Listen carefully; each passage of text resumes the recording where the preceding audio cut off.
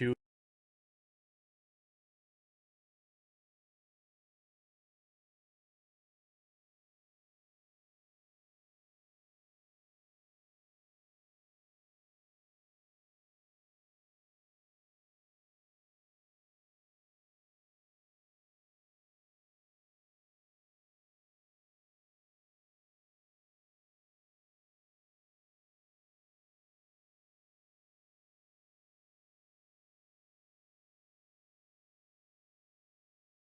God! This is Richard Dreyfuss! You're listening to Cult of Contempt podcast! God!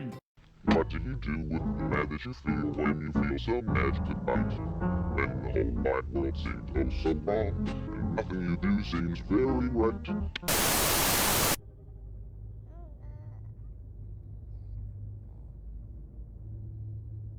I'm a teacher, you master, my liver's plaster, my mouth's saucer and Friday. Zombie Hulk! Zombie Hulk! Then I try to from the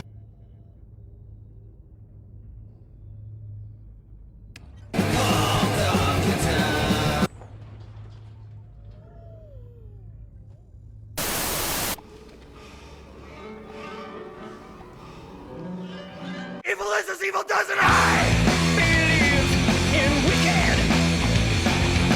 I believe in immorality. I believe in vice and sin, selfish acts of vanity, unknowingly goes. In evil I believe. Available for download on Reverb Nation. I'm a teacher, you master, my liver's plaster, my mouth's saucer and Friday the pastor, oh yeah. I'm a disaster. From my classroom, fail and a cancer, true blood cancer, sentence to pastor, oh yeah.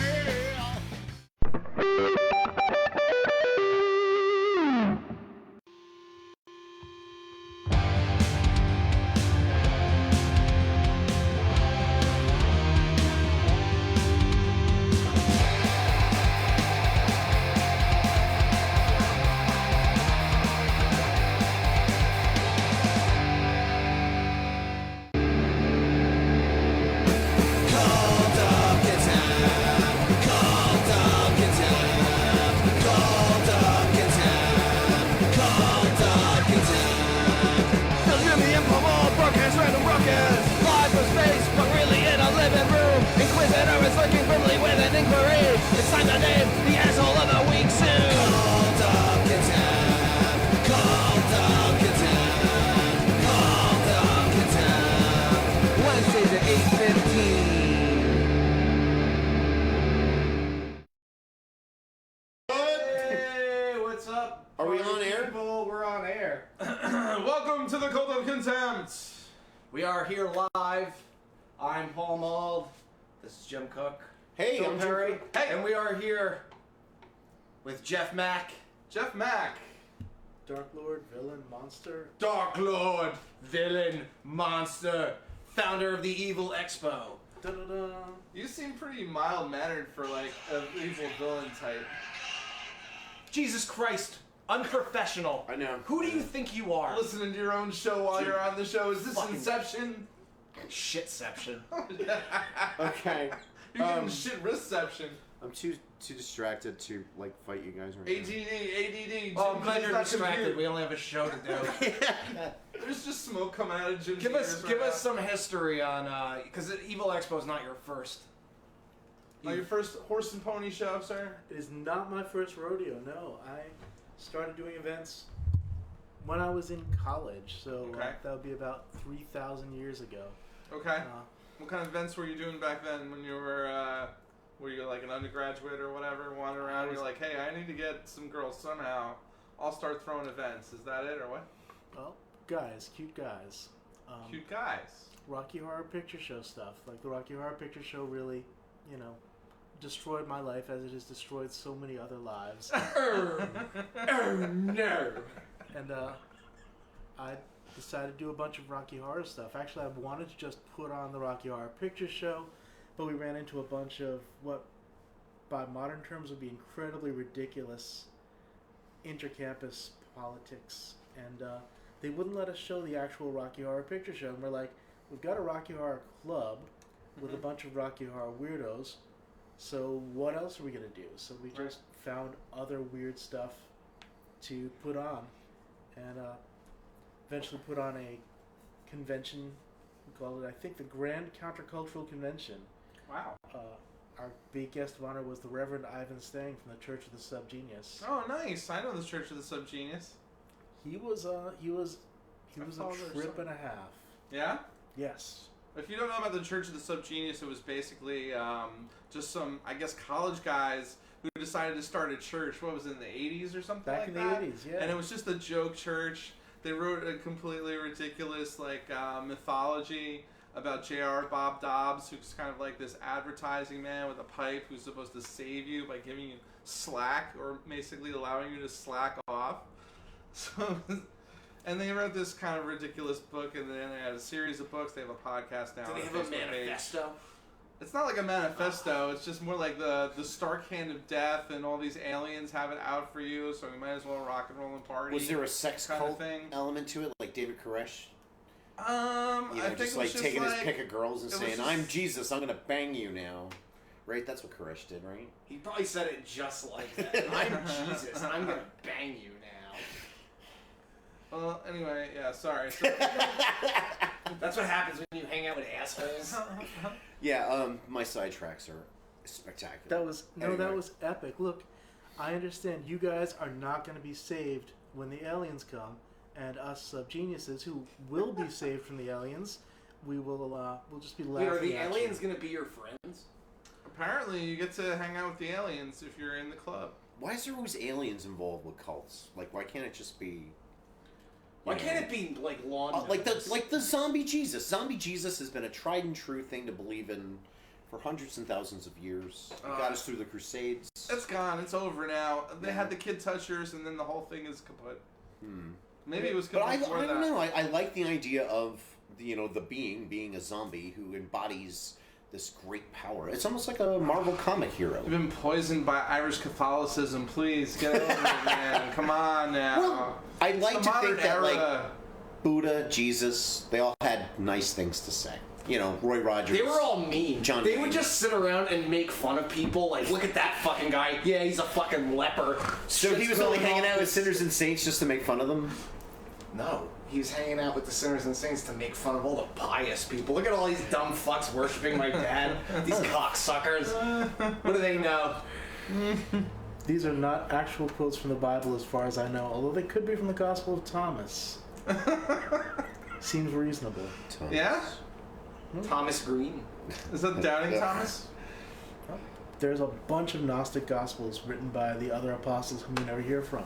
Yeah, what What about about that Rufus? is? Rufus. Was that real? Or is that, did Kevin Smith just make that up? I think he made that up. Nothing Kevin Smith does is ever made up. Everything Kevin Smith has done is completely true to life. It's a documentary, basically. Exactly. Yeah, that's what I thought. Did you ever have him show up at one of your events? Not that I know of. Who's the biggest guest you ever had at one of the events? Like, or one of your favorite personal, like somebody you always want to have. Like your big what guest. were your best gets? Well, see, this is a challenge, right? Because now that I'm a villain, anyone I speak nicely of is going to be in trouble. So what I really ought to do is think about people I don't like and just say that they were guests.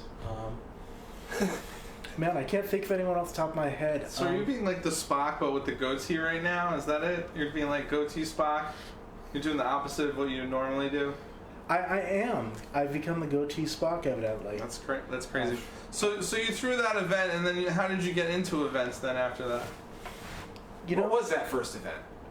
That, like, I'd say the Grand Cultural Convention thing was probably the first event thing that I did, the first big thing that I did. And then I did something called the Cult Movie Overnight for several years. Cool. And my idea was that cult movies at the time, back in the ancient VHS era, were something that all kinds of weird people could get behind at once.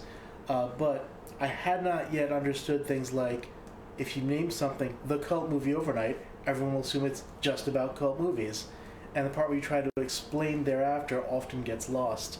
And in fact, probably as somebody who really loves words and loves thinking about things, it's more than once that I've made the mistake of thinking that something that would make a lot of sense once you explained it would instead have people just latch on to whatever they grasped from the first image they got out of it.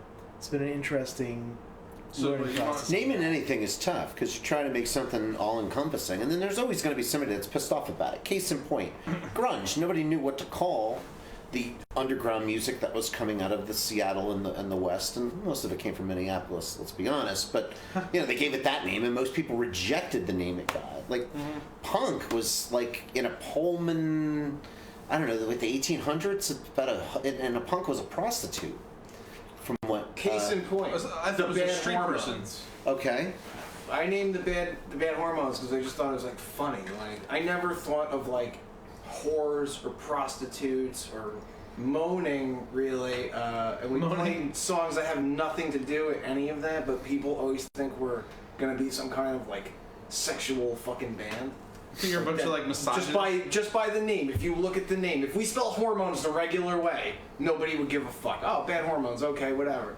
But we had to put the word whore and moans in there. I might have thought that if I didn't know you ahead of time, but I knew you ahead of time, so I kind of had an idea what you were about. My onus for doing that too is like for searching online, so I could see like what my metrics are. Like nobody else has those two words put next to each other, spelled like that. No one dared. No one dared. So I don't know. It's like a weird. I get what you're saying. Like people hear one thing and that's their idea. That's where they stick. Yeah. That's why you have to put somehow the explanation and the title in the same thing, which I feel like Evil Expo kind of. It's more encompassing, and it ties in the whole sci-fi fantasy side of it. The Comic-Con culture gets tied in. I think it's a brilliant name because you got Darth Vader on the website to order the tickets. So I feel like not everything is for everyone, and we live in a hyper segmented world anyway. So if you just want to reach the people you want to reach, you can't read a book by its cover. So you just put the thing out there, and the people that really recognize it are the ones that it's gonna fucking resonate. But like, and that's your fucking audience. But even Comic-Con. It's not about just comic books anymore. Now that's where big Hollywood movies go to announce their shit. Yeah. Like it's a summit. It's right. Things take on a life of their own, but Comic-Con kind of covers the sort of nerd culture, as Hardwick called it. The nerdist culture. No nerds here. But I mean, the whole thing started in the '60s in like a room where like the comic artists would just like sit there and they would record audio, and that's how they figured out that Bill Finger co-created Batman. What was your first like comic event that you went to that made you want to do? Like, do you remember going like to meetups and shit, or like not even comic, but just like what made you want to do this? Like, I was oddly enough not going to conventions pretty much before I started putting them on. You never went to one? No, I mean I did. Like, what's the oldest convention you went to? Like, what was your first one? I'm just curious. I'm certain that in my youth I made it out to Chiller Theater at least once. Okay. And that's. I used to go every year. And when it was good. Secaucus? Secaucus. That was when it was good. Yeah. So how, like, what percentage of Evil Expo is influenced by Chiller Theater, if any? Is it like, did you go to Chiller like, I could do this better? Or look, Kevin from Chiller has a lot of very serious people working for him. So if anyone wants to say anything negative about Chiller Theater, they should probably say that anonymously in some state other than New Jersey. I'm just saying. Yeah, I know that guy. No, I wasn't trying to get you to bust this guy's balls. No, I'm just saying, like, not Kevin. I know the guy you're talking about. The leg breaker guy. Yeah. Oh, I'm not trying to bust Chiller. I just That's, like, was that's it that guy inspiring? from Staten Island that kept calling us and threatening us. Oh, okay. Jim's completely forgot about it. Yeah.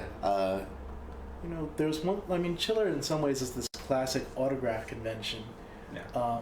And autograph conventions are their own specific thing. Like, they're in some ways kind of somewhat opposite what I tend to do, which is a festival sort of thing. Like, we have even this may have a little less music than some of my past events. When I say a little less, I mean most nerd conventions did not have a full stage with a full sound and light crew and bands playing all weekend long, and not just say one band at night or one singer-songwriter at night. But something about Chiller in particular really did inspire an atmosphere, inspired people to come out, not just coming out in costume before cosplay was a big deal, but something about coming out and there was something interestingly immersive about that culture. I don't know how it came together because I wasn't there for the beginning, but when I got there, even though hypothetically the main experience was the autographs, there was always this weird camaraderie among the attendees, which, as far as I know, has persisted to this day, and that's something that's I true. always That's a good wanted to point. capture. Speaking of autographs, we never got to hear. So who were your best gets in your events?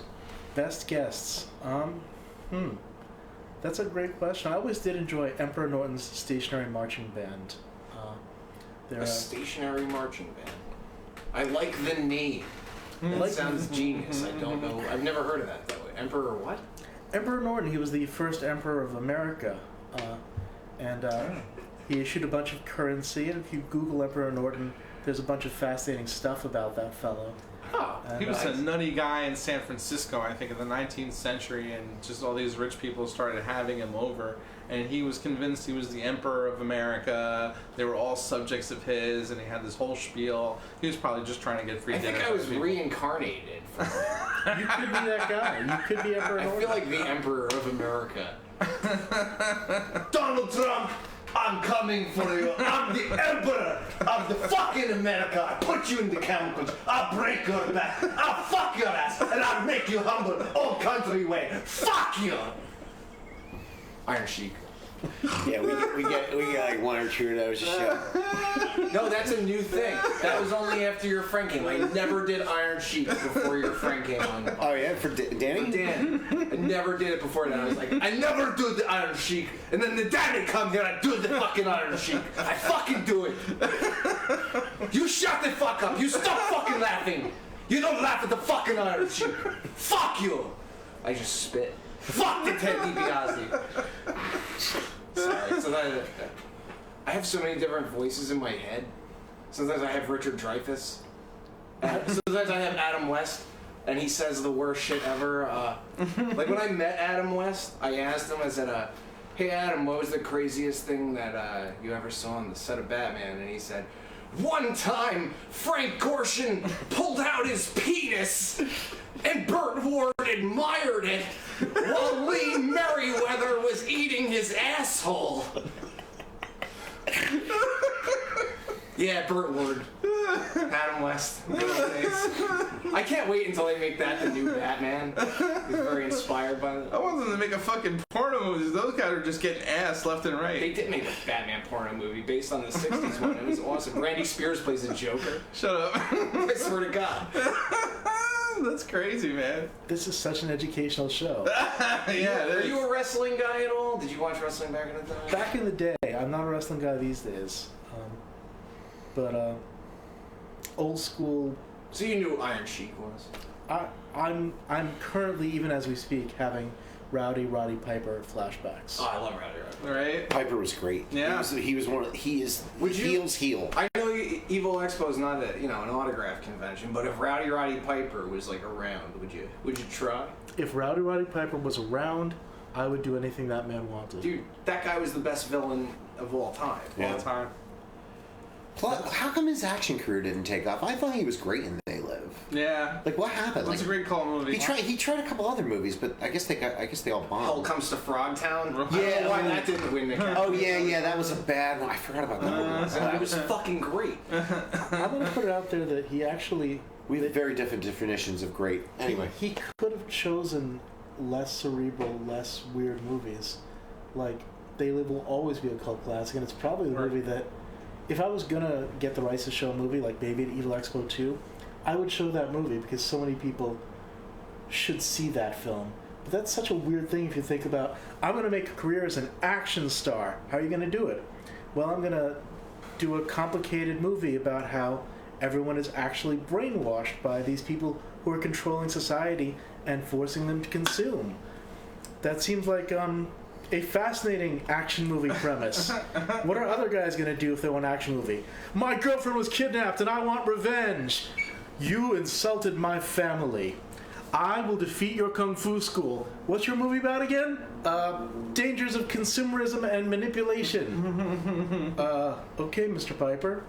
That's the brilliance of John Carpenter, bro. I agree. sure. I'm And it was on the same perfect time. I page. mean, it was the 80s, and you know, factories were cutting jobs. You know, the auto industry was going under, and a lot of Reagan's moves were favoring the rich. Yep. It's fact. It's kind of what's happening now. And I mean, in this movie, I mean, they like went to the nth degree, and they're like people were living in like little tent villages that, for some reason, people were bulldozering at night. I never got that. I wasn't in the first act.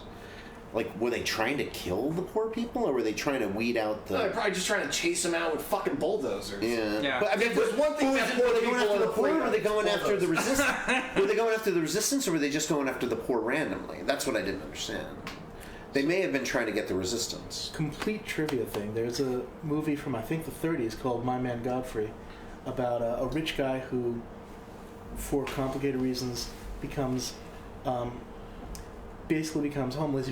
But they don't have that word homeless. They call him a forgotten man, and he literally lives in the city dump with a bunch of other people, and eventually he gets out and becomes a butler, and the rest of the story happens. One of the things that happens is they keep filling in the dump, partly with trash and partly by just bulldozering parts of it to apparently make new real estate. And I've always figured this was just, I don't know if that actually happened in the 30s, but I know that I always thought that this was just a callback to that whole idea that if they could, in this movie, the rich people would absolutely just bulldoze the hell out of that land to make it into real estate because they didn't care. They did in Staten Island. There was a fucking dump there, and they covered it over and put grass and fucking houses. So yeah, that really does happen. Yeah, that was the whole island. Yeah, right, pretty much. It was just they dumped garbage, and then they're like, "Oh, we should go to grass here." Garbage Island. People will love to live here someday. We'll put in a port. Staten Island. Well, there goes our Staten Island audience. Fuck them. They don't even have the internet in Staten Island. They're an island, dude. You don't know this show, but we can't wait to insult our audience. We've had some issues it's about only Paul making comments poorly timed. No, it's not even poorly timed. It's that I sometimes explain aptly my timed. own experiences. Oh, this bullshit excuse again. Oh. Every open mic that I've ever been to was like torture for me in kind of some way. Because it's like, if I'm gonna go somewhere, I just want to see people play kind of like original music, even if it's bad. I'd rather see 10 people play bad originals all night than even old people that are fucking polished and can really play the shit out of Leonard Skinner. If I never heard it again, I wouldn't care. Exactly, yeah. And that's kind of my approach that I took to open mics. And I don't know. Some people got upset at my... It was the day after I was Point of plugging view. Cult of Contempt at an open mic. I dressed as Billy Idol, and I was It's the cult of sensational. contempt. It's not the cult of friends. Fuck them, they can't take a joke. No, I don't know. Nobody really said anything, so I guess nobody really I cared. get in trouble in my just own- sensitive now I that get in you- trouble in the horror punk scene all the time, constantly, for making fun of people, and it's like, now I'm gonna open up like a horror punk, thehardtimes.net, I decided. I own longlivethehorror.com. I'm just gonna make it like a parody website of all like horror punk and fucking goth and this and that. Because nobody has a fucking sense of humor. It's like, you're 5 dudes in makeup. If you can't fucking understand why there's 10 punchlines about you, you shouldn't, and it makes you mad, you shouldn't be up there doing anything. Yeah. Like, there's kind of like a ball breakery of like, sometimes it's me too. Sometimes I'm up there in fucking makeup. If somebody comes up to me and says some shit, I usually think it's funny. It's usually pretty good. And I've never gone home like, I'm never wearing fucking skeleton makeup again. You know? Everyone in this country is taking themselves well too fucking seriously. You can't take yourself seriously. You're wearing skeleton makeup, fuckhead. Well, it probably just like, devalued them. Like it made them you know, like how everybody, we were talking last week about everybody wants to get validated. Well, maybe making fun of their makeup, it cuts into their legacy, and now they feel devalued. So now they're on the defensive. Well, if one guy making fun of their makeup devalues them and their legacy in their head, I'm just trying to fuck them. That's retarded. I don't necessarily agree with it, and they probably have some issues, but you know they're in the horror punk scene, so they probably have some issues. If you can't take any critique, you ain't got nothing good. That's it. Yeah. Okay? And then sorry. I don't mind if somebody new is having a hard time taking critique because it takes a while. I was gonna say, you know, somebody new, but you know, it's just like I don't know.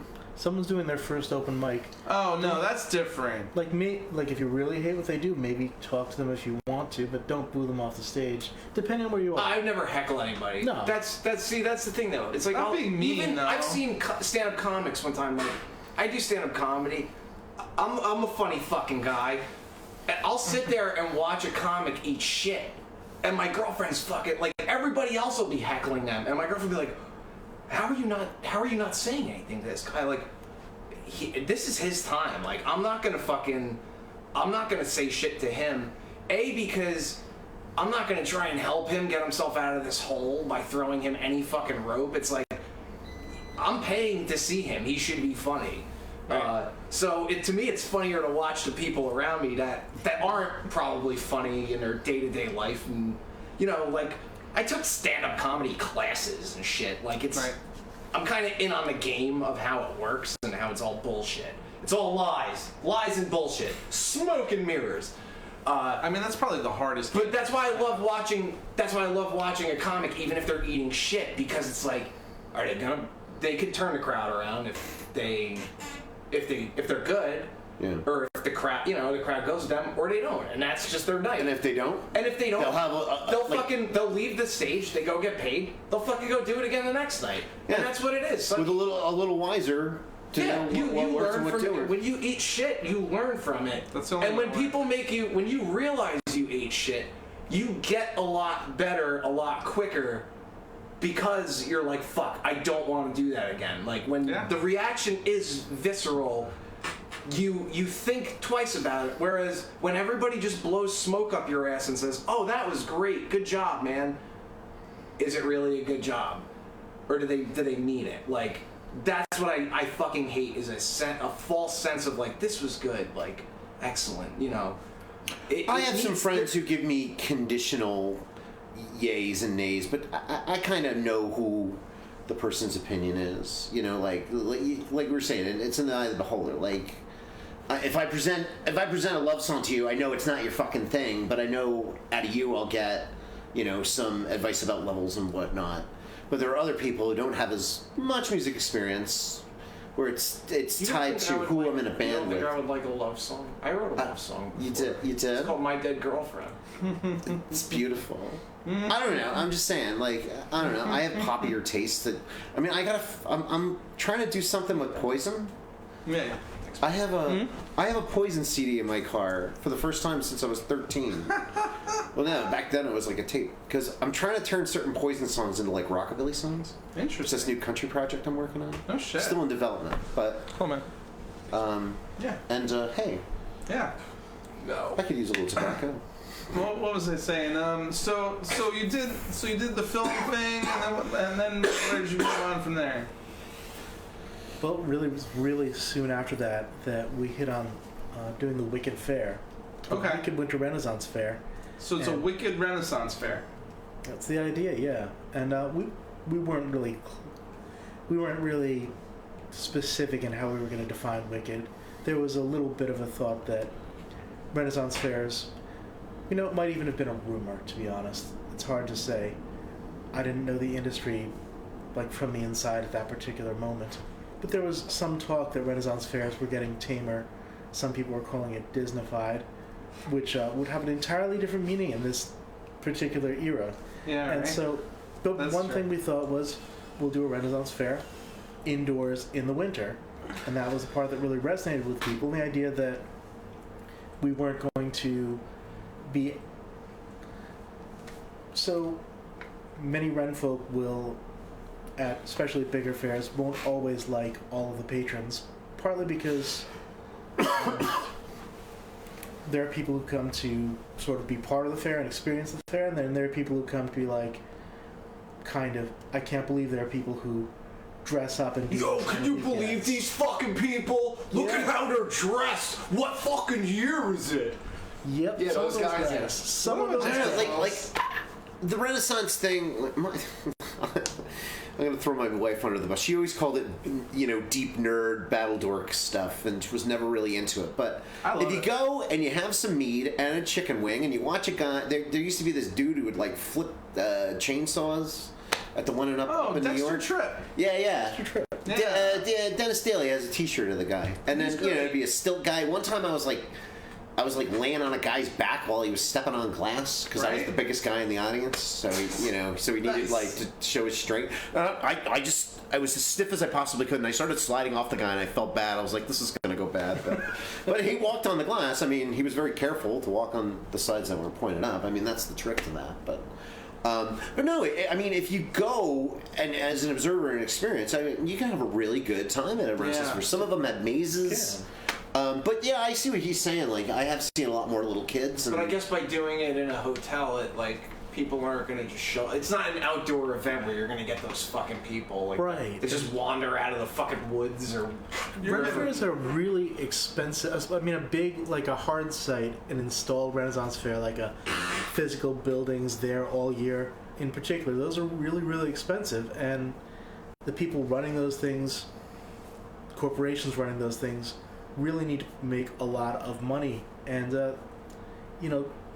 to one extent or another, I can't speak for every management of every major fair, there's a lot of impulse to just be like, hey, look, get the ticket money, and it's not like they want them to have a bad time, it's that, look, there's some people come out to see the freaks once a year. It's one of the things they do. They go to the museum this week, they go to see the freaks that week, they go to see other freaks somewhere else. That's the there's way more they see people it. Participating than not, in my experience. Oh, absolutely. Yeah. I'm not saying that. I'm just saying that. I found that the New York one, it was pretty solid. I didn't see a lot of people that were naysayers or people that would. No, I don't mean that a lot of people are jerks. But the thing is that, like, with the Renaissance Fair, that was like small scale inside, and like you said, in a hotel or in this case a convention center. These are like the hardcore people. These were all going to be people who wanted to be there. These would all be fair folk or the people who love fairs. They're like serious about their hardcore costumes. guys. So like if it was like a horror punk convention, they'd all be wearing skull makeup. But you would also do, not to change the subject from a horror punk convention, but that would be please do. You couldn't have people like blowing glass inside and shit like that too, right? Like there's certain things that just happen at those. They're cooking a fucking boar on an open fire, throwing the axes and shit. I mean, you fucking axe throw. I guess you could do that indoors.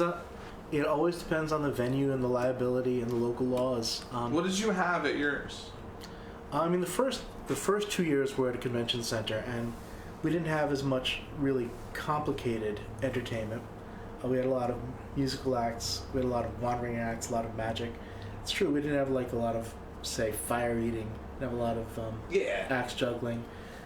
We probably could have had fire eating, but it probably would have involved getting a fire marshal to stand nearby, which is, I think, what it tends to take at most outdoor fairs. So probably at Gilton Fan Fair, which is our Halloween circus event in June, we will probably have fire eating, and that will probably be outside in the courtyard, probably right next to the big tent. And we may have a fire marshal present, just because fire marshals really like to be present when somebody's taking a big shot of lamp oil and blasting it out of their face. That's pretty lamp wild. Oil, kerosene. I am Gene Simmons. Oh yeah! So what's on the docket for Evil Expo? Gene Simmons. Gene Simmons is going to be there? No, but I wish. He would cost a lot. He would cost a lot. How much are you making? I want half. Wait, tell you what, I'll give you $10 and I'll take the rest. How much are you making? I want double. Yeah. Will there be women there? I just picture him his rider being like, I require 4 virgins with sushi all over their vaginas. I am Gene Simmons and I demand sushi on vaginas. When did Gene Simmons start coming from England? I don't know. I've been watching Bohemian Rhapsody a lot. I'm working on my Freddie Mercury impression because I do voiceover, but... Nice. He had a good Gene Simmons for a while there, but it kind of unraveled. Yeah, no. The Gene Simmons I do is based on the guy that did Gene Simmons on the Stern Show. You have to be very... You know, it's like, come to kiss.com to watch a real-time video of me counting my money. And he literally took the shirt off his back on his reality show. His son's like, I'll give you $1 if you give me the shirt off your back. And he literally did it for the camera. Wow. To take his son's $1. His kid is one of the funniest motherfuckers ever. Like, the shit that he'll post sometimes on Twitter. No, I've never seen his Twitter, but he is a decent artist. He's funny. He's like...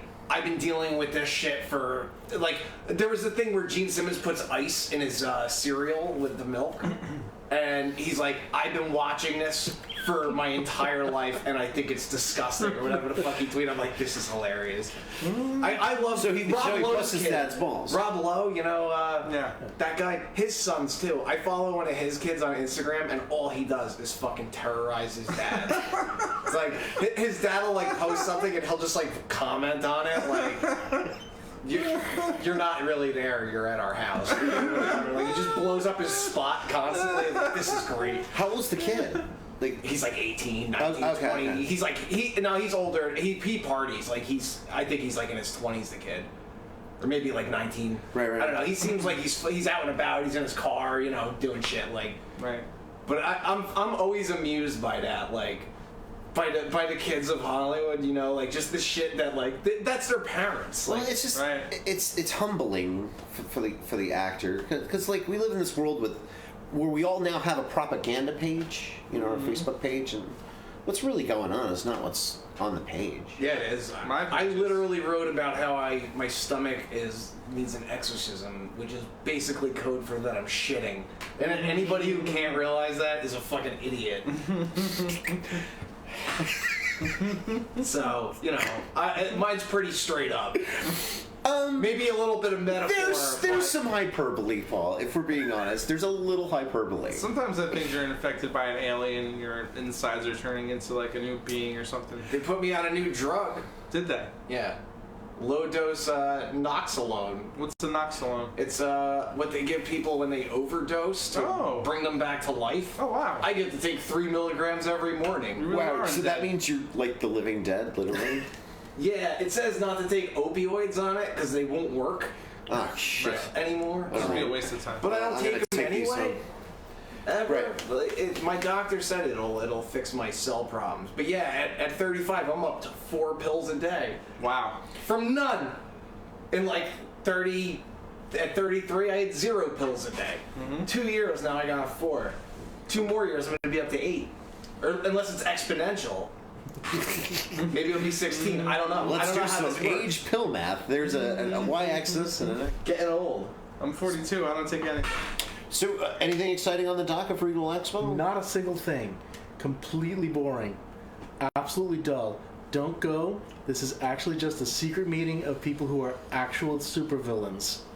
So no actual humans should show up, just supervillains. We're just pretending this is a fan convention with tons of entertainment and shows and performances and stuff to do. It's actually just a thinly concealed supervillain con. Is Lex Luthor going to be? Twice. Nice. Twice.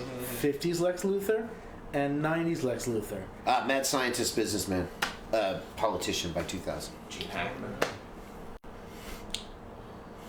Wearing the Gene Hackman lizard suit, yes. Yeah. Exactly. When did cosplay become a thing? Because I feel like my parents' generation maybe had a costume party. That was it. Like, you know, when was it like the 90s or something? You know, that's a really good question. I don't know. Because I don't think I've really heard it as a big thing, except for maybe the last 10 years or even 5 years. It had to have started in Japan. Because the costumes in Japan are always insane.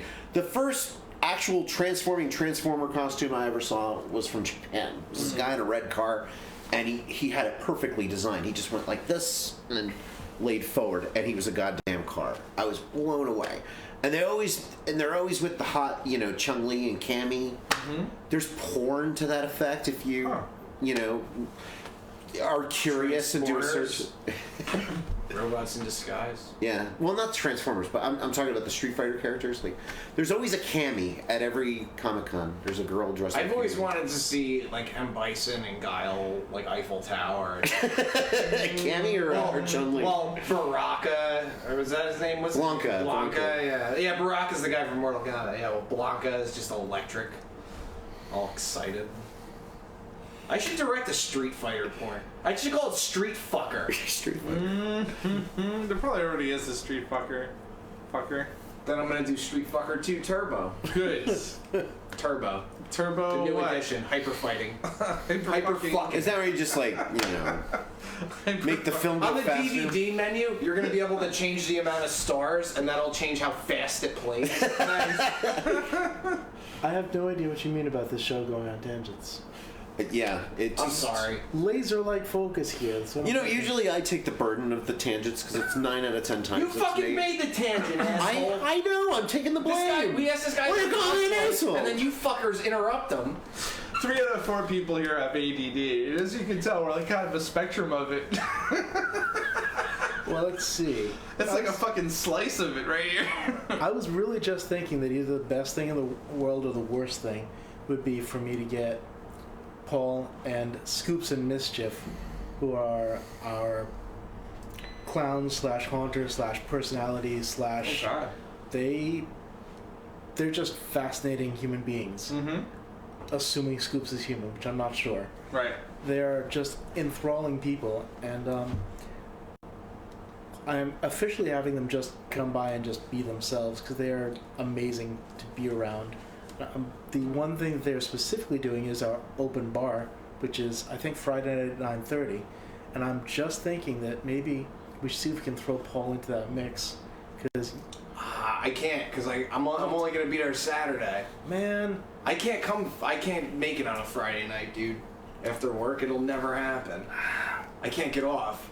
honestly it's probably safer. I'm not sure if that combination could be. Are they going to be there extremely Saturday? They will certainly be there Saturday. Because I think we're going to be trying to do something from the table where we're going to be taking audio and video and... Oh, I do hear that actually the Bad Hormones are going to be there. Do you know what they're going to be doing? Yeah. I heard they're going to be playing with me. Nice teaser there, Paul. No.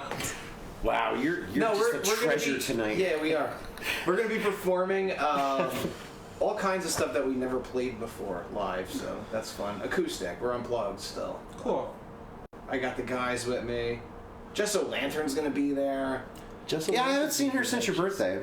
Who else is going to From be there? a couple years ago. I like her. Antoine. Antoine. Oh yeah, Precious Bones. Precious Bones Precious is going to be out there. Precious Bones, great atmospheric band. They're great. Dark Reverence, just an amazing band. Some fantastic authors. There's a woman named Rebecca Hafner, who writes these spectacular supernatural fantasy epics, and Claire Urbanski, who's coming in from other side of the country, who is a really brilliant, witty author, and she has this extremely underrated series. You might never have seen it. Check it out on YouTube, called The Villain Doctor, where she will take a particular villain trope and very eloquently, very quickly, very simply, and very passionately just take it apart piece by piece and say, this is all the things wrong with this, and this is why you probably shouldn't do this, and here's a bunch of ways to do it if you want to actually get it right, and also this particular thing is terrible, this is probably good, try this, thanks, I'm the Villain Doctor. And I cannot really do a great impression of just how much knowledge she pours into your face in 4 minutes. The Villain Doctor. The Villain Doctor, and she does it in cosplay, and she does it in character, and she does it, and it's brilliant. I don't And think she's got YouTube clips? yeah, check it out. I gotta check it out. Check it out, The Villain Doctor. And I don't think anyone on the East Coast has seen her work at a convention. I'm really excited for that. I like when you break stuff down. Like, there was this clip of, like, Die Hard where, like, this medical doctor looked at all of Bruce Willis's injuries and said, oh, he'd be dead. Dead. And then they had, like, these little, like, dead bodies. That's fantastic. Sorry, tangent. What kind of Gotta stop. vendors are you going to have over there? I'm curious. Yeah, is there a villain who can sell me a Skeletor? I really need a Skeletor. Do you mean like a Skeletor action figure, or do you mean like a Skeletor, the evil being? He actually wants the mummified Frank Langella. But he was in great shape in those days, man. I'll be back. Oh, what a piece of crap that was. They got toy vendors and stuff? Yeah. Absolutely. We have toy vendors, we have collectibles vendors, we have tarot readers, we have a lot of game designers. People who made things like board games in particular. Big Bad Overlord is made a game called Big Bad Overlord, and he'll be demoing that game and he'll be playing that. There's a company called New Brand, which is out of Connecticut, and they do a bunch of neat little games. They do this fun little game which happens after the zombie apocalypse, and it's a sort of quick play card game. That's cool. Nice. And then who are these two evil clown Scoops people? and Mischief. Do they have like costumes or certain No, they don't wear. characters? They don't wear clown costumes. They dress like us. And the whole game is you got to figure out who Scoops and Clammy is. Yeah. Wait, what was the other guy's name? Mischief. Scoops and Mischief. Oh. Scoops and Clammy? You're I just have wet hands. How are you? And that's how you know who Clammy is. I'm sorry, I didn't mean to. I think Clammy is the scarier of the two right now. He's Scoops, she's Mischief. Mischief, okay. They're evil clowns that fuck with your head, is that it? They are incredibly versatile clowns. Like, Wow. they would fuck with your head because you're someone who clearly can take it and would enjoy that. Whereas, Right, like, hell yeah. my friend, I have a high school friend who, they were at our last Halloween event, and he has these adorable daughters. Like, one of them's, I don't know, she's like about 2.5 feet high, and the other is like about 4 feet high, and they were just, I swear, like it was like watching. My Mom Was Wonderful. It was like watching if my mom was with them, only a lot funnier. Okay.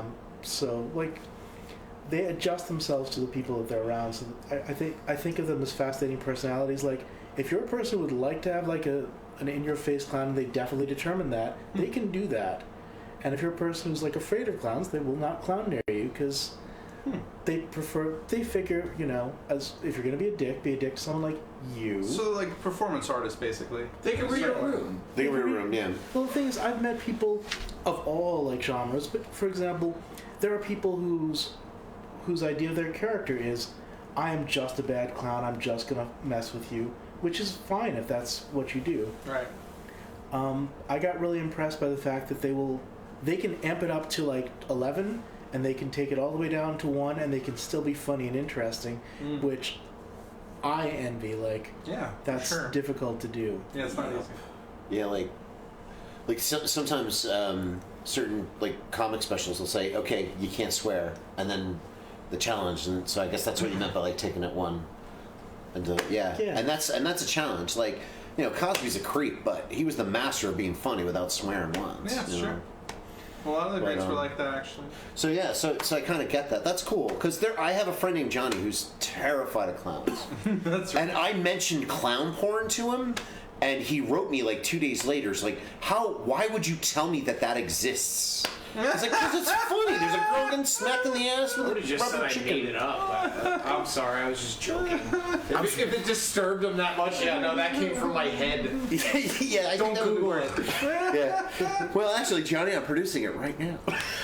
I just operate on the idea that if there's some sort of thing out there, there's got to be porn for it. I've That's it. checked every possible scenario there is. And it's there. And it's there. Including cosplay. Yeah, I saw Chung-Li getting banged, yeah. No, there's no cosplay porn. That's the one market they That's haven't pretty hot. hit yet. That's pretty hot. What I want to do is get a bunch of whores, go to Comic-Con, and have my high-class cosplay whores available for 1,000. I wish I'm sure they're you doing being it. a just ended that sentence with, what I want to do is just get a bunch of whores, and that was it. That would have been a much better story. I'm having a rough show. I'm just in a prickish mood. Yeah. I usually am. But this week especially, I've just been we had rehearsal with the band Hormones, and I just fucking tortured those guys for like 2 fucking hours. Like, nothing... We couldn't like breaking them over the coals, like do it over and over. But we couldn't get through one song without me doing fucking voices. Oh, I'm gonna sing like Richard Dreyfuss. Oh, I'm gonna sing like Bob Dylan. Oh, the times. I'm just fucking. I'm like Michael Scott, like from The Office, like terrorizing my band, and they just put up with it, and I love them, and they were laughing, but I know there's like some deep down, they're just like, man, I wish we had like a fucking belt to just like strangle him, you know, like just fucking put him out of his misery. Paul's gonna get shot, and it's Jordan who's gonna have the bloody hands and the gun. That's what I'm waiting for. Honestly, It won't be Jordan. It's gotta be Jordan. He's the quiet one. It's gonna be Jordan that's gonna kill He's him. like the chillest dude ever. nobody has the balls. Exactly. Nobody has the balls to murder me. Nobody even has the balls to step up. If they have a problem, might. If somebody's gonna take you down, it's Sean Henry, no, he loves me. I know he loves you, but I think it's gonna kind of be like. Sean and Jeff, those are my boys. Yeah. Bad hormones. There's gonna be two Jeffs there. That's gonna be really confusing. Very confusing. I'd never know what to do when there's more than one Jeff in the room. I hate when there's more than one Paul. I always feel like I have to murder. I was just gonna say, the other don't. Paul. That's the I have to solution. kill him with kindness, which is what I named my machete. Did you see that article?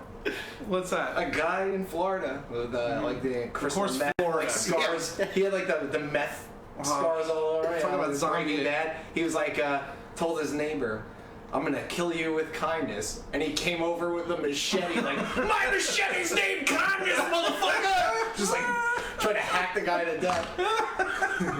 Welcome to Florida. We do have a Florida Man panel. Good. Yeah. Yep. Oh, that's great.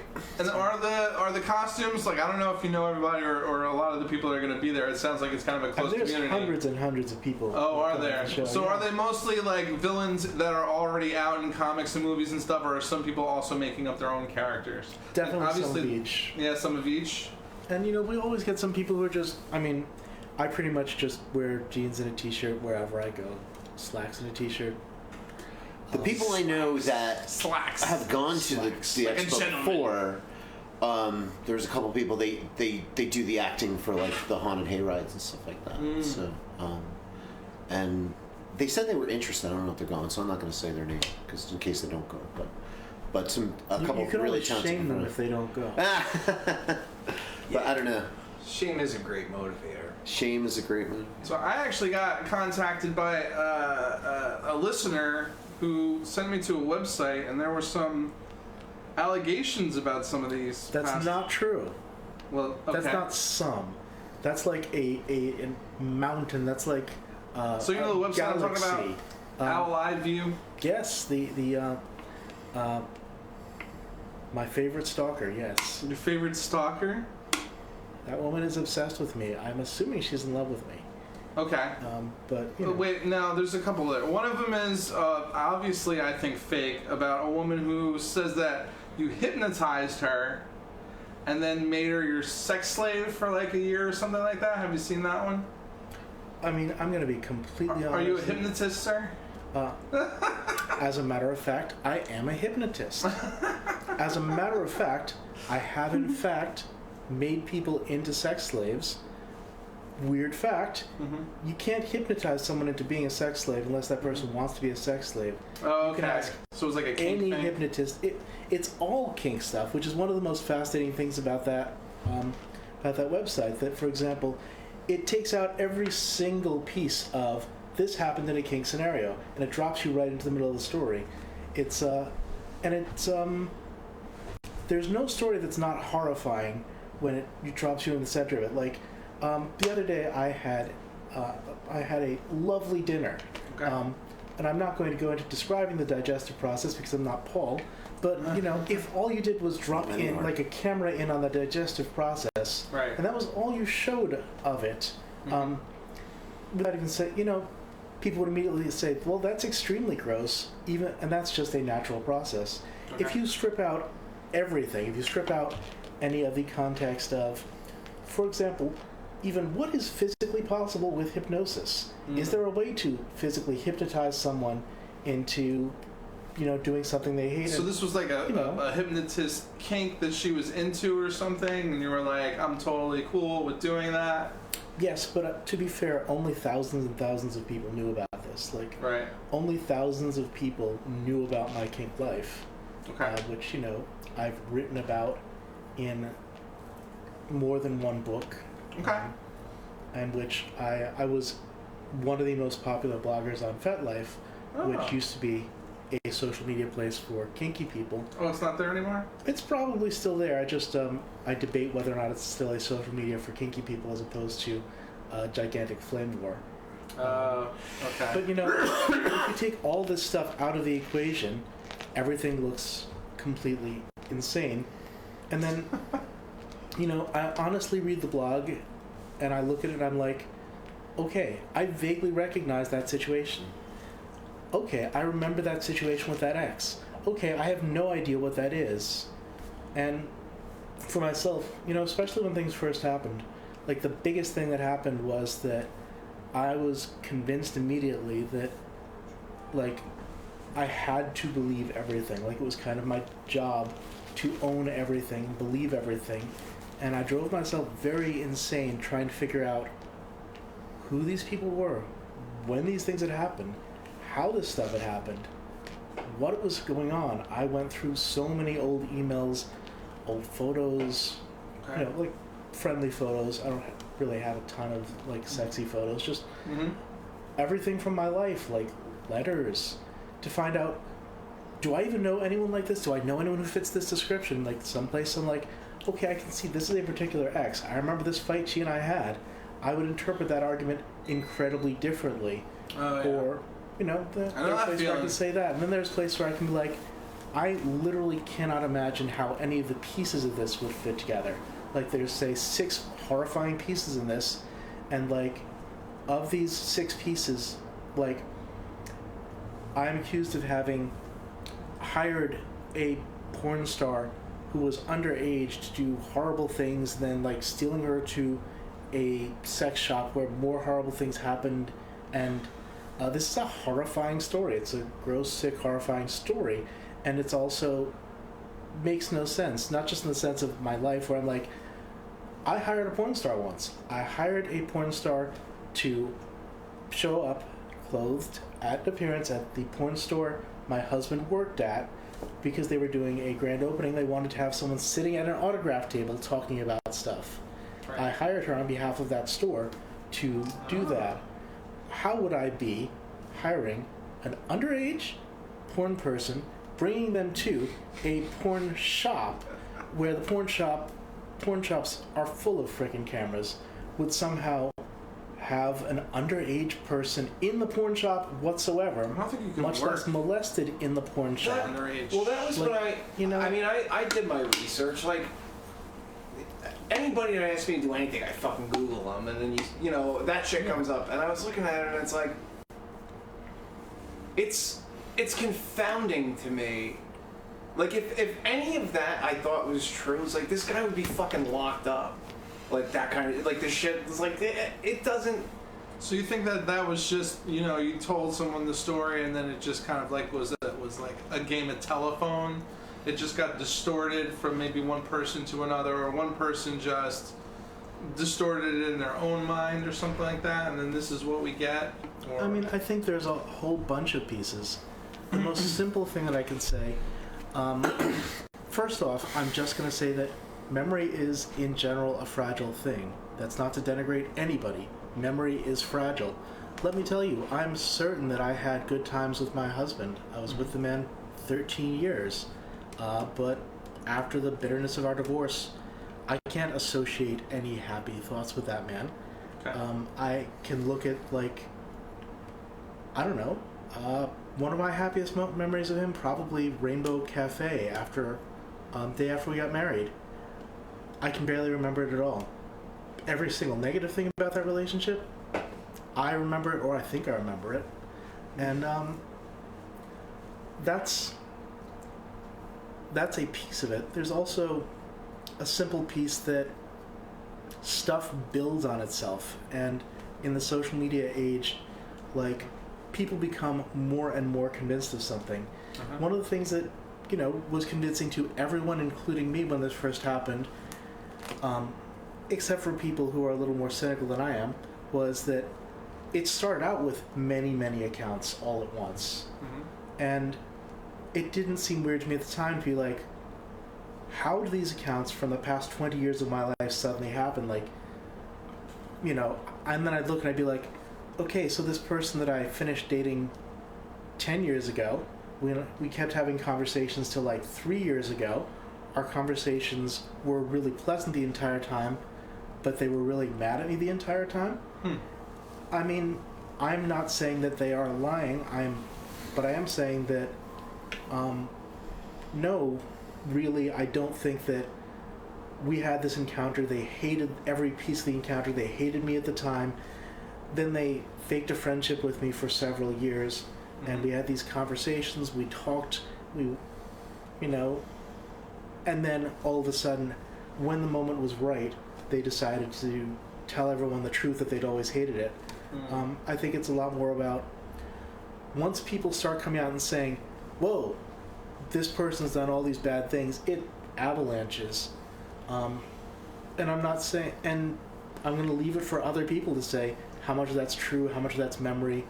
I will say one simple thing, that in this particular case especially, if someone's running a blog and they say, no matter what you write me, no matter what the source is, if you tell me that something bad has happened to you from this man, I will believe it. Let me, if I can be really serious for a second, we talk sometimes about questions of how often people falsely accuse people of sexual assault. I will note, as a side, that I'm not particularly accused of sexual assault on that site. That if you read it carefully, you'll note that I actually have not had sex with the vast majority of these people. In fact, I'm not sure if there are any accounts where, in the 90s porn sense, I have actually had sex with any of these people, even on the website. But just, when we talk about false allegations, we talk about stuff that has been studied. So that's generally stuff that's gone through the court system. So human being goes to the police, even if they go anonymously, asks to be a person, goes into a police department, talks to them, gets investigated, gets their story looked at, might go to court. Some of the studies, a small number, are from colleges, where even then you still need to have a person come in and talk to somebody. And those are the statistics we have. Like, what other statistics would we have on false allegations? There are literally no, and I say this with confidence because just think about how this would happen. There are no statistics on how many anonymous false allegations there are on the internet. Because how would you ever possibly measure that? Possibly quantify it. You couldn't, exactly. By which maybe you could, but it would take a lot. No, because any person can I can go make a Facebook profile tomorrow and just go write shit. Oh, this guy did all this shit. Da da da da da. But I can do identity mapping and find out that it's you, and then I can look into your background. And, Not you. But that doesn't mean it's true. You can't.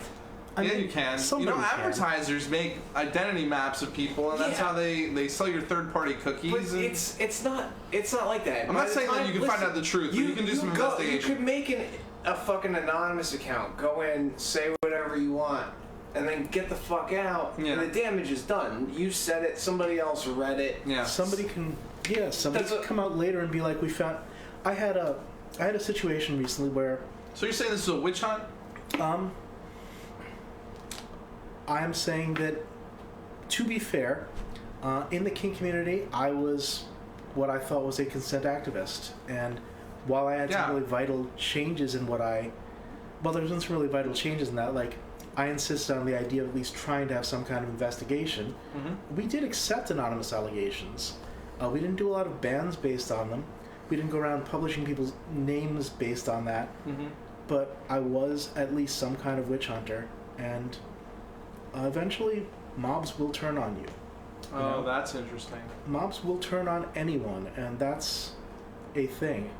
I'm not trying to denigrate everyone who's put out an allegation by any means. The thing that I keep saying is, dude, how in the world am I supposed to say, okay, I can identify this person, pretty sure this person is this ex-girlfriend, I think I know what they're mad about, I think I understand, I feel bad about this situation, I don't think it's quite the way they portrayed it, but, I could make an apology to that person, but I would really honestly have to go through and say, and basically be like, and how much worse would it be for me to be like, okay, look, this seems to be totally false to me. I think I know who this person is, and if this person is who I think it is, I'm sorry about that thing. Here's another thing, I don't recognize this, I recognize a piece of that. Like, that would be the honest thing to do. The PR thing to do is just be like, I am so terribly sorry for anyone I have hurt, and I am sorry for when I've hurt, but I'd like to make a sincere apology. Super quick things, I don't want to tangent us too far myself, but Facebook will, when you make a Facebook event, and it's at a location that's on Facebook, will sometimes just show you pictures from that location. Go to any Facebook event, check it out. Yeah, It's a thing. it'll just show you random pictures that don't involve you at all, but Yes. they happen there. Yes. Right. Well, my event is at the Radisson Piscataway, which has hosted some other events, which can reasonably be said not to like me. There was a big to-do a few weeks back where people were like, Jeff Mack is stealing our pictures and putting them on his event page. And the very person who said that, Steampunk Xena, she later edited it to, oh, it looks like this is an automatic Facebook function, but we still ought to figure out how to get our pictures off of that page. But it was within, like, she debunked her own thing. Yeah. But within 30 minutes, I could see on the thread, other people on the thread saying, Jeff Max steals people's pictures and puts them on his website. So it not just moved to Jeff Max steals people's pictures and puts them on his Facebook event. Jeff Max steals pictures and puts them on his website. You can look at my website. There are no stolen pictures. It's immediately debunkable. That doesn't matter. Who's listening? Like, none of the people who hate me are listening to this show. They're not listening to my friends who listen to the show. They're also not listening to Reason. They're not- That's just no. what Facebook does. No. I noticed that before. Like I put on an event at Clash Bar. I'm like, what the fuck? These pictures aren't from this. Like, and I looked at it. And I'm like, oh, this is what it does. It populates them from wherever. Like, somebody didn't put these here. No. Facebook put them here with an algorithm. Exactly. So do you think that if all this sort of conversation happened offline, that there would be more accountability because we would be face to face? Oh, there'd certainly be an entirely different conversation face to face. Because I feel like the internet has kind of democratized us in a certain way. It's held companies more accountable, more people have a voice, and I feel like you wouldn't have a lot of the conversations right now. A lot of them are breaking down into fucking polarization anyway. But I mean, there has been some movement, you know, and there's a lot more awareness of shit now. So I think communication has improved, but I kind of think that this is also a backlash, that people can easily jump into a mob situation without really looking into shit. I see people post shit all the time that makes no fucking sense, and the source is just shit, and a bunch of people are commenting on it, and I'm like, have you even considered looking at the source? Nobody understands anything. People, case in point, the president. Like, people hear the president's getting impeached. Okay, there's an impeachment process. It's like, Right. they have started the impeachment process. Right. That does not mean the president is going to leave the office tomorrow. Like, Yeah. that's what these fucking people Clinton was think. impeached, but stayed in office. But that's just what I'm saying is just the mentality of, like, a group mentality of people that just don't understand anything. Right. All they understand is what they think they know, and they know basically nothing. Right. Like 90. I feel like that's 90% of the fucking world, really. But you think one person started with a misinformation thing to get people's influence to gather around for the mob rule? You know what I mean? Like, Yeah. I think some CNN, people, Fox News, and some people see an opening and they jump in to get revenge, and some people just want attention for themselves. I think there's a lot of that kind of thing going on. And then some people just get misdirected by, you know, this sort of thing, or they feel a certain way about how they gone through something, and then they see you as a target, so they jump on the bandwagon. But that can't be easy if you want to be a promoter for events. Like, you gotta, I guess once you get somewhere. well, that's why you promote a villain expo. You know, if people Right. are gonna villainize you, fucking own it. I mean, realistically, I had stuff that people wanted to take away, and people could take it away because they knew, at least some of the people, certainly, for example, the Owl's Eye blog, whatever they want to say about it, knew me well enough to know that I believed the stuff I was saying. Like, I believed at the time that, just blanket, there are very few false allegations. So I was going to act immediately like, holy crap, I have no idea how I could have done this. Like, there have been more than a few promoters, musicians, other people have gone after, and they've just immediately said, nope, didn't do that, and it mostly bounces off. Like or hate the president, and I'm not taking any side on the president in this, a lot of people go after him all the time, and he's just like, nope, and goes on. I'm not calling him good, I'm not calling him bad, and of course there are many people who will call me bad for just not immediately condemning him, but just speaking as a visible public figure. There's certain public figures that come along, like Hillary, like Trump, that are just so freaking polarizing. Well, it's easy to hate the guy for shit, but there's also other stuff too. Like he fucking criminalized animal abuse, and there's good laws that he's put into effect that don't necessarily. Is he going to be remembered for him? No, he's going to be remembered as a fucking asshole in 20 years. But That's what any president would have done, though. But yeah, but still, if he was we don't need fucking, to give him credit for the layups. But if he was a terrible person, he'd be like, fuck animals, they should all just suffer, you know? Like, that's what I'm saying. He's opening the Arctic to drilling. I think he's a terrible person, okay? A while back, Sorry. you said he was very calculated. He took the stunner to win over Middle America. Dude, he took the stunner. Right, so don't you win think, over fucking don't you Middle think his America. animal laws is just another calculated move to win favors? No, that's to win over the left. Middle America doesn't give a fuck about animals. Hold on, this is really important to me. What is the stunner? Stone Cold Stunner, okay, is a wrestling maneuver So where this is Steve Stone Austin Cold thing. Steve Austin goes like this, and he gives the president 2 middle fingers, and he kicks him in the stomach, and grabs his head, and drops down to his ass. It's kind of like a reverse DDT. Flops onto the mat. Badass move. Yeah. And apparently, like, But he does it so quick, It blows my mind that what this guy did. He was geniusly calculated to become president. Like, with being on TV, being in Home Alone 2, like, my whole generation was like, I want to meet Donald Trump in the fucking hotel, you know? The Apprentice. Yeah, and then The Apprentice. All the cutaways in The Apprentice But then show wrestling, luxury. he was on wrestling for like 3 months. Like, fucking every week he would like come out and like argue with Vince McMahon and shit. Wow. It was fake like fight, and then he took a fake move. I'm so impressed. They weren't even gonna touch him, and he talked to Stone Cold backstage. He's like, "Do you think if I take the stunner, like it'll be good?" And Stone Cold basically said, like, "Dude, that'll be the fucking crowd's gonna go nuts for that." Right. So he's like, "All right, I'll do it." And fucking, he did it, man. He took the fucking stunner. My mind was blown. I could take the stunner. Anybody can take the stunner. That's the It's point. fake. But Middle America doesn't know that, Phil. They And think now that we're back he's- to Joe. They think that he could literally go fight anybody that's smaller than Stone Cold Steve Austin and win. But about a half hour ago, you're like, people are stupid. They don't I think know anything. I proved my own point. Exactly. We're back to Joe. Yeah. Oh. But here's the thing, okay, so like I've also taken part in kink with a lot of past partners and stuff like that. I've never had any allegations, thank the good Buddha. And I believe very much in consent, and that's always the talk that we always have, and it's really important. No matter what kind of thing, you know, non-consensual consent, there's still a talk about consent. So did you just pick the wrong partners, man, or why are these people lashing out, or you just think you're a target because you're more of a public figure, I guess, or something like that?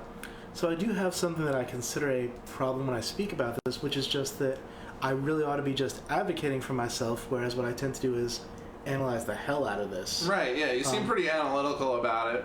I mean, yeah, I You also seem like, you know, you're kind of like, you know, you were very kind of critical about yourself, looking at the situation and stuff like that.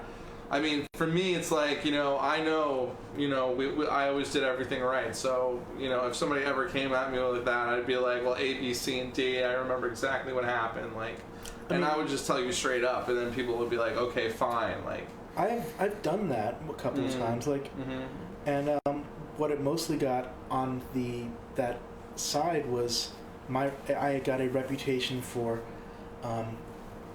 attacking the people who came. oh, and you're spoke. attacking the victim? Because you know, someone like I made a post. I don't know. I don't block a lot of people. Even now, I've not blocked a lot of people. I made a post. I don't know a year ago, and someone who I had done consensual kink with came online and said, "You know what you did with me? It was so incredibly wrong, and it was just terrible." And so, like an over-analytical person, instead of So a PR person, I suppose, would have probably just made that fake apology that is what seems to satisfy people. Really? I mean, I don't think it would have satisfied my crowd, but I think that's what a lot of people are looking for. They're looking for some sort of blanket. I mean, at this point for me, nothing that I do is going to work because people are invested in it. You know, this is this is where they live. Mm-hmm. Nothing I do is going to work on that area, but so I went through our chats and I went through our discussions and I went point through point in my own head, and then I read through our negotiations and I discussed, and I'm like, okay, this is what we discussed. This is what we talked about after the scene. This is what we talked about before the scene. This is what we talked about after the scene. These are the years of conversations that we had after. I didn't read all years of them, but I read pieces and emails and texts? Is that what you're talking about? Emails, Facebook messages. So I read through the conversations that I'd had. I read through the negotiations. I read through the aftercare. I read through the post-scene discussions, and then I read through just our vanilla friendship for years after that. Mm-hmm. And I came back and I said, you and I negotiated everything that we did. Yep. We then talked about it afterwards. You asked for it at the time in these ways. We talked about what we wanted. We then talked about it after. We then stayed friends and talked for several years and hung out a couple of times. I'm like, what? I don't actually know. What did I do that you didn't like? And she was like, I can't, and she literally said, I can't believe you're telling people you're outing me as having done kink. And I'm like, but you just said, I know what I did. And she's like, I didn't say we done anything kinky. And I'm like, true. She's worried about her reputation. And it didn't even occur to me, but okay, from a reputation point of view, true. She didn't technically say we did anything kinky. She's like, you know what we did. And so I went through what we did. Indeed, thinking about it does involve talking about kink, but also if she's going to come on my page and say, you know what we did, well, if you guys don't know what we did, and if some of you guys aren't even kinky, you definitely don't know what we did. You can make all kinds of assumptions about what kinds of things we did. What am I going to do? I can say honestly, I don't know what we did. I can say falsely, I'm so sorry, I made a mistake with you, I really feel bad about it. And I will feel bad. I feel bad that she's hurting anyway, but also I feel she came on my page to attack me for whatever reason. Once you open that door, if she sent you the message and said that, if she said it a private message, that's a conversation. Yeah. Whatever. Once you write that on somebody's public wall, fucking, you're opening that door for. Yeah, for an explanation, she opened a can at of the very worms least, and then blamed you. I know what you did is that. That could be fucking. You want to make sure people know you didn't fucking murder somebody. That's the really. thing, yeah. I mean, right. That. Worst case scenario. That's what if I saw that shit, you know what you did. It's like, holy fuck. Once a week, Phil, we should write on Paul's wall. You know what you did. Yeah, wait. I'll let you know what I did. I'm sure you will. I don't know, man. I feel really bad about that whole thing. It's one of those things if you've done something that makes somebody feel bad and that wasn't at all your intention and that's what you thought they wanted at the time based on what they told you in their conversations, I don't know.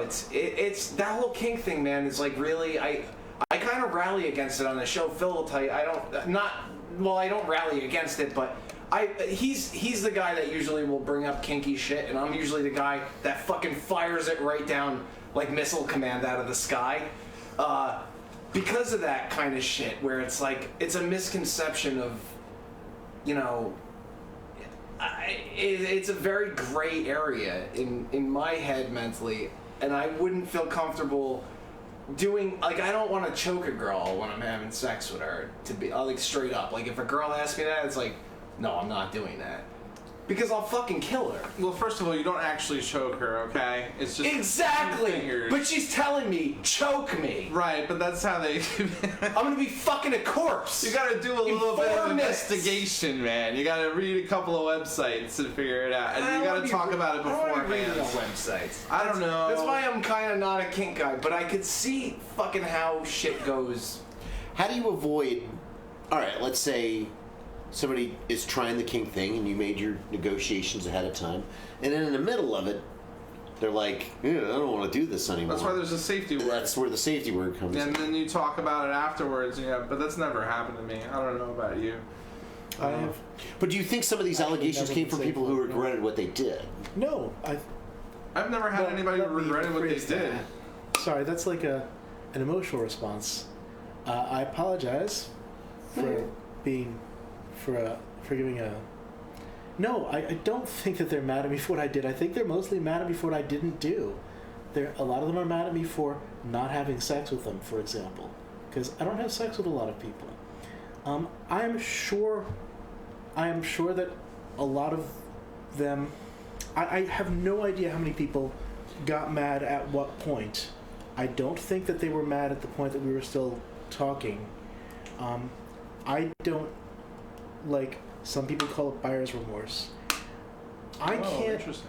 I've always tried to hold on to the idea that there's a core group of people that I might have just deeply wronged, and that I need to always keep that in mind, but keep that in mind drives me insane, and it no longer lets me do anything, because I can't hold on to the idea that there are a group of people that I might actually have just flat out wronged, but I have no idea how to separate them out from what is now this literal mountain of things. Like, I am accused of so much stuff, like, that I have no idea how I'd ever sort that out. But certainly I think a lot of people are upset that I did not actually have sex with them. Some people are upset that I did not play with them more. That's how you do. You have sex with them, and then it's okay. And I think also just... Well, all my played to was also within the confines of a monogamous relationship.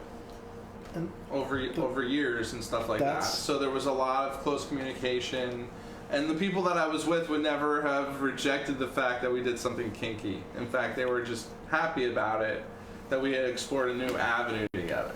But that was never the problem, in my relationships. It was always other stuff that... Anyway, go ahead. The kink community itself has seen so many people accused, and just so many people. And again, if you're outside the kink community, not only do you not necessarily know that some of this stuff is kink allegations, like, take almost any kind of kink and strip out we discussed this beforehand, we discussed this for however long, we did this, we discussed what it felt like, we stopped in the middle to talk about it, we talked about it afterwards, then we kept doing it for a couple of months or a couple of years because we liked it.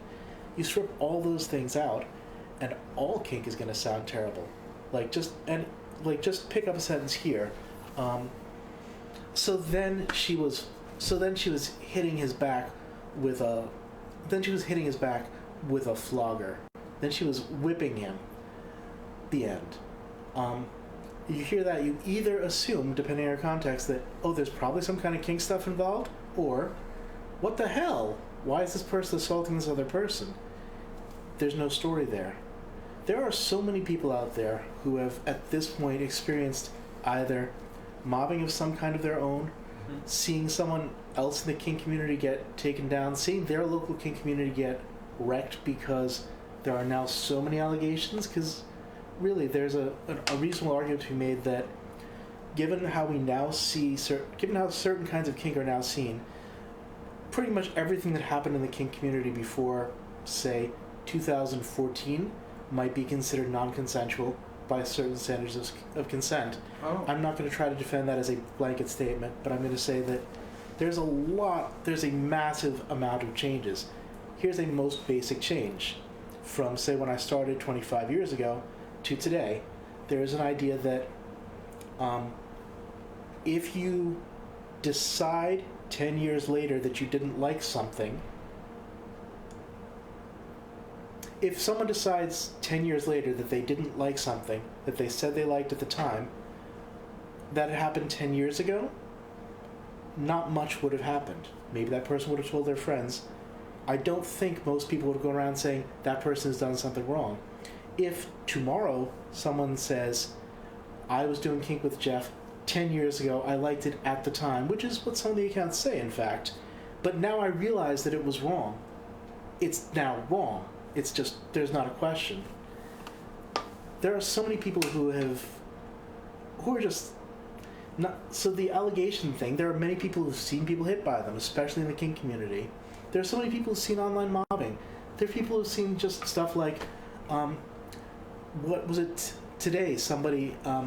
Today I saw an article on David Bowie, and one person in the comment section commented that David Bowie had sex with teenagers, was a bad person. I've seen people say, don't listen to Iggy Pop. He had that one song, Look Away, where the protagonist of that song may or may not actually be Iggy Pop, talks about having sex with someone very underage. Therefore, Iggy Pop is a bad person. People who listen to Iggy Pop are bad people. You might have run into this shit. Anyone who's The run into Rockstar this thing shit. is a slippery slope because back in the 70s, like, you know, Ted Nugent and Steven Tyler were signing over rights to children. Slippery slope. I mean, Christine 16, like, there's that song by today's so standards is overt. great. It's just, She was only 17. yeah, I mean, so then if you think about, like, oh, well, I smacked my son Jimmy in the 70s because it was the style of the time, to some extent, banging 16-year-olds was somewhat socially acceptable. I mean, there's something we say is that you can't look at with modern values and morals at how they conducted things in the past, because they were looking at it from their morals and values at that time. Yeah. You know what I mean? Right. Yeah, So, you know, like my It's the same way father. when old people say the blacks when they're talking about the black community. Like, it's one of those things. You can't teach an old dog new tricks. It's like, you're not supposed to say it. You're not supposed to call them Orientals. You know, they're Asians. And that group of girls, the plaster casters, they were all like 15, 16, taking like, you know, molds of Rockstar cock. Oh, yeah. Yeah, that was a different time. I don't know. It's fucking a crazy time then. It's a crazier time now, just because I think more people have ideas in their head of just. I think society is off the rails. Basically. Well, society's been off the rails for a long time. I don't know. All right, you think about like when we were kids. Maybe I don't know. Maybe Phil and I were kids. You're young, and you know you'd see a pickup game of baseball and somebody playing kickball, and then two kids, you know, with a tire. You don't see that anymore. There's nobody around anymore because they're all in these hurried activities. My sister, my niece had a play date with a kid, and like they're like, okay, let him walk over. It was 2 houses away. No, I have to drive him. Two houses. Fucking houses. Jesus Christ, I would walk 2 blocks. Like exactly. Like it's so. I walked. Your generation was probably we the would end of lie that, to but- our grammar school teacher. Oh, we're going home for lunch, and we would go to a pizzeria. Yeah. A bunch of I kids did that. converging on a pizzeria. It's like, okay, we'll just serve them. Yeah, if they got money, it's fine. Yeah. Fuck yeah. Money's green. I think that's a good positive note to end the show. Right? Kids eating pizza. Kids eating pizza. Who's your Kids eating asshole pizza. or hero of the week? That's how we end every show, with an asshole. or Ooh, a can I go hero. first? Yeah. Go ahead. All right. This is for Billy. This is my moment of silence for Neil Peart. He is my hero of the week. I think he is I think it's Peart. Peart. Excuse me. Yeah. Dick. No, he's not. He's not Peart of the shampoo empire. Yeah, Peart. Okay. Peart. Don't fuck it up. Anyway. Here, Day.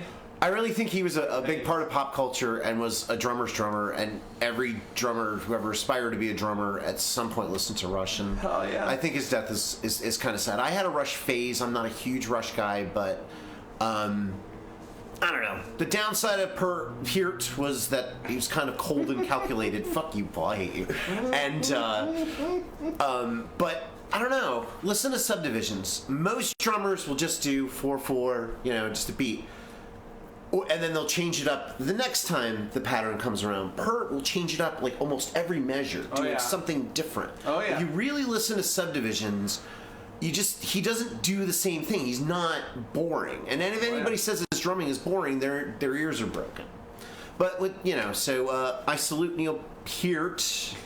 I also salute the good people at Peart for having a shampoo for my hair. Phil? Back to you, Phil. My hero of the week is Martin Luther King Jr. because his day is coming up, and he gave some great ass speeches. I have a dream. I got to read that speech one time. Did you? I was the only white kid in my school in freshman year of high school, so they were like, "Yo, we should make Paul read the speech." Did you read it like that, like Louis Armstrong? No, I read it like Amos and Andy. Oh, Jesus Christ. Oh, hello there. Osby, no. Good night, everybody. God forbid. Well, not only was he a great civil rights hero, but I get Martin Luther King Jr. Day off, which is awesome. So fuck yeah. So that's my hero of the week. Solid. You have a hero of the week? Or an asshole of the week. Or a villain of the week. My hero of the week, I should probably do a villain of the week if I'm being on brand, but I'm just going to be honest. My hero of the week is the rest of the band Rush. Now, I hate Rush's music. Okay. I respect that. I think Rush are possibly some of the greatest instrumentalists of rock ever, individually and severally. The fact that I personally despise the way everything adds up doesn't take anything away from their greatness. It just says, I love Warren Zevon, even though he's written tons of really terrible songs. For sure. And I hate Rush, even though the merest musical measure by Rush is more musicality than I've ever played in 25 years on stage. But at Mr. Peart's death, they made some quiet announcements. They did not immediately issue like a double commemorative album. They didn't like. They waited 3 days. Did they actually wait? That's what I heard. Yeah. 2 or 3 days before they even announced it. They do things different in Canada. They did not. They didn't like immediately cash in on that man's death. And to be perfectly honest, like, I consider that huge because it's such an easy move, and it looks good, and it sounds good, and most people who are not cynical won't even see it as a cash grab. But they had that opportunity for a massive cash grab. Dude, they were so classy about it when they announced basically his retirement. And it was one of those things, it's like, why the fuck is he retiring? Like, you watch the videos, they were still playing. They were fucking... And they were still playing at a high level, their game. Yeah, they sounded great. You know... If you're into that, if that's your thing, people, my friends that love Rush were still going to fucking see them. And they're all excited. They're playing YYZ in its entirety. Exactly. YYZ. It's not YYZ. It's YYZ. Because that's... But when I guess when his glioblastoma got so bad that either it was affecting him and he didn't want to do it anymore, or they realized like we shouldn't do this anymore, they could have got fucking, oh yeah, this one's dying. You better come fucking see us on these last shows. It's gonna be the last ones. No, they didn't even do like a fucking this is the last Rush tour. They were just like, okay, you know, we're just off into the sunset. Like, I respect that. That was really I have a lot of respect for Rush on a whole. And the YYZ thing was, it was like the code signal when they'd fly back to Canada. It was like that sound, that so I learned that from Billy Midway, from Billy's Midway in Hawthorne, who had a show on FDU called The Rush Hour. Yeah, he loves Rush. Nice. Yeah. Billy's Midway. Have you been to Billy's Midway? No, I've not been to Billy's Midway. Billy's Midway in Hawthorne is awesome. It's a arcade, almost as you remember it, except with windows and some sunlight comes in, so it doesn't have that dark, dingy feel of the There's arcade. no dank. And no dirty carpet. There's no dank to it. Like, Billy has a real classy joint. Yeah. But he does have fucking awesome games. He does like all the restoration on the pinball machines and all that shit. So cool. He's just a fucking cool dude to go hang out with and talk to. Oh yeah. But it's definitely worth. It's like $25, I think, and it's $25 is for the all-day pass. An hour will cost you 10. Half hour 7. It's positioned right below a really decent pub called the Celtic Corner. Or right above, right below is the Celtic Corner. Yeah. So you can go down, if you do the all-day pass, you can just go drinking and going up and down. You don't have to go to a barcade in Brooklyn and spend like $80 on a beer. Billy's Midway is fucking awesome. Go there. Oh yeah. And I think I don't know who my hero of the week is, but actually no, I think it's that guy that named his machete Kindness. I'm really What's the matter with you? Because that's something I would do. Like, that reminds me of Death Wish 3 when Charles Bronson keeps saying, "My friend Wildy's coming to visit." It's like, who the fuck is Wildy? You'll see. And you know what it is? It's a fucking gun that they use to kill elephants in Africa. Okay? And he uses it to kill people in New York, and it's fucking awesome. So on that note, I think we're gonna get the fuck out of here. Wait, do a shout out for the Evil Expo. Yeah, Jeff, Tell thank us. you so much. Give us for an coming. elevator speech. Give us an Evil Expo. Evil plug. Expo, the best place in the entire universe to be a villain, the best place for people who love villains and villainy, multi-genre, multi-fandom, multi-human, multi-space alien, we don't care.